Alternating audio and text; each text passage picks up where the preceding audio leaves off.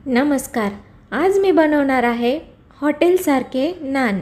हे नान खूप सॉफ्ट आणि खुसखुशीत होतात। नान बनवण्यासाठी 3 वाट्या गव्हाचं पीठ घ्यायचं आहे। त्यात मी पाऊण वाटी मैदा घेतला आहे। तुम्ही इथे सगळा मैदा घेतला तरीही चालेल। चवीनुसार मीठ घालायचं। अर्धा चमचा पिठी साखर घालायची आहे। पाऊण चमचा बेकिंग सोडा घातला आहे। मी इथे 3 ते 4 चमचे दही घातला आहे। दही जास्त आंबट घ्यायचं नाही, ताजं दही वापरायचं आहे। आणि 2 मोठे चमचे तेल घालायचं आणि हे व्यवस्थित मिसळून घ्यायचं आहे। व्यवस्थित मिक्स करून घ्यायचं। सगळे जिन्नस एकजीव करून घ्यायचे। तेल सगळ्या पिठाला लावून घ्यायचं आहे। त्यानंतर थोडं थोडं पाणी घालून मऊसूत पीठ मळून घ्यायचं आहे।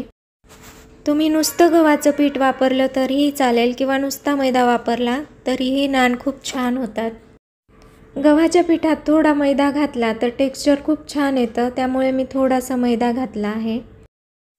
आणि इथे मऊसूत पीठ मळून तयार आहे। आता मी हे अर्धा तास झाकून ठेवणार आहे।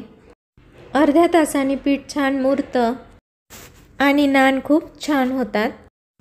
आणि अर्ध्या तासानंतर पीठ तयार आहे। आता हे पीठ परत मळून घ्यायचं आहे। परत एकदा छान मळून घेऊ। त्यानंतर त्याचे छोटे छोटे गोळे करून घ्यायचे। आपण चपाती बनवतो त्या साइजचे गोळे तयार करून घ्यायचे आहेत। त्यानंतर कणिकला थोडंसं सुक्कं पीठ लावायचं आणि नान लाटून घ्यायचं आहे। नान थोडेसे जाडसर ठेवायचे, चपातीपेक्षा थोडेसे जाडसर ठेवायचे आहेत। त्यानंतर छोटीशी पुरी लाटून त्याला तेल लावून घ्यायचं आहे। ह्या पद्धतीने आपण सारण भरतो त्या पद्धतीने ह्याला पॅक करायचं। साइडने बंद करून घ्यायचं आहे। ह्याच्याने नान छान फुलतो आणि हलक्या हाताने जाडसर लाटून घ्यायचं आहे। नान दोन्ही बाजूने व्यवस्थित पलटवून लाटून घ्यायचा। त्यानंतर वरून बारीक चिरलेली कोथिंबीर घालायची आणि हलक्या हाताने लाटून घेऊ, म्हणजे कोथिंबीर निघणार नाही। त्यानंतर मी इथे तवा गरम करून घेतलेला आहे। आता आपण नान भाजून घेऊ। गॅसची फ्लेम मीडियम ठेवायची, खूप मोठी किंवा मंद ठेवायची नाही। नान एका साइडने थोडासा भाजून झाला की त्याला पलटवून घ्यायचं।